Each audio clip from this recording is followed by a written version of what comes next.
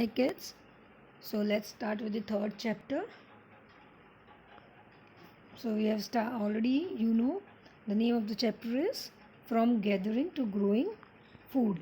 That is from collecting of food, how they in the beginning there was collection of food and slowly they started growing food, correct? That is from collection to growing of food. Now, what are you going to learn in this chapter, kids? So, first we are going to learn the beginning of farming, means how farming started and also how herding started. Now, kids, what do you mean by herding and what do you mean by farming? I will just say, see over here. This is called farming. Farming means growing of crops. Correct? In olden days, no one knew how to do farming, what is farming, how to do farming. How they got to know they can do farming? It is like people used to eat and they used to throw the seeds here and there, correct? And after some days, or maybe 1 day, 2 day, or after some days, they found over there is a plant growing. So observing things, they got the idea of growing crops, correct? So this is the way farming started.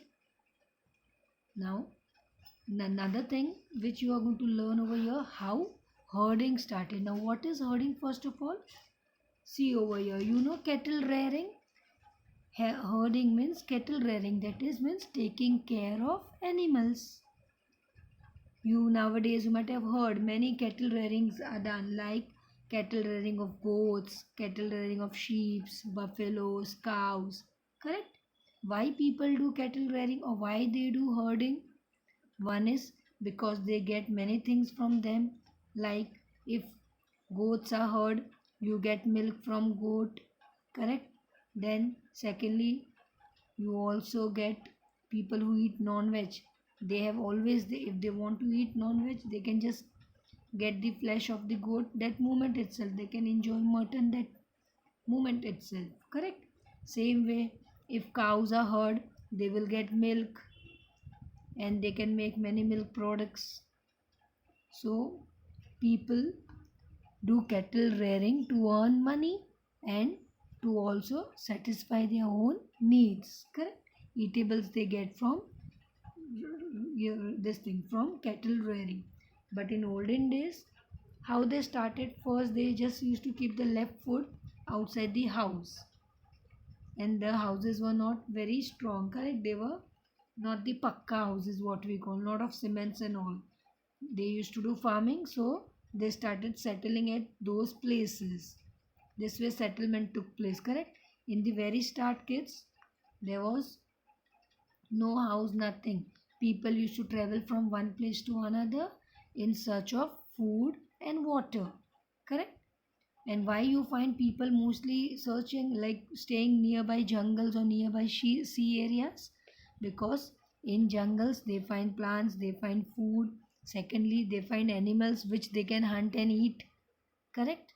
And they can, in shisho areas, they can find water also, so they can easily survive.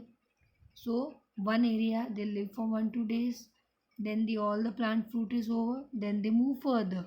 But slowly they found they can grow crops. They don't need to move here and there. They don't need to wander here and there.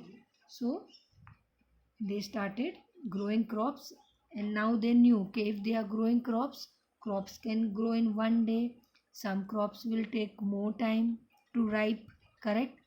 It may take 6 months, it may take 3 months, it may take 1 year, and some more than 1 year. So they understood that they need to stay over there, because to take care of the farming.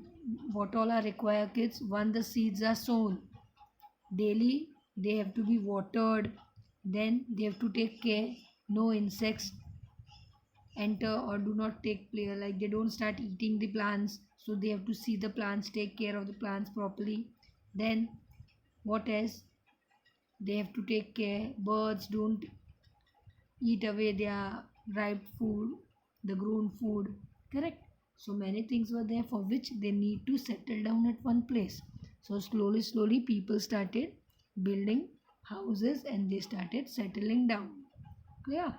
Now once they settled down over there, after watering and taking care of all these things, they were whole day idle.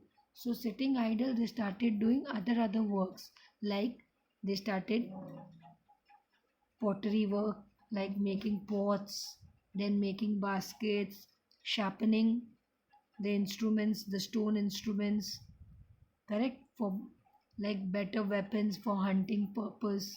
So all these ideas they got while sitting and observing. Like for example, how fire was invented, no one told them that this way fire can be invented. It is all observations, all watching things they understood.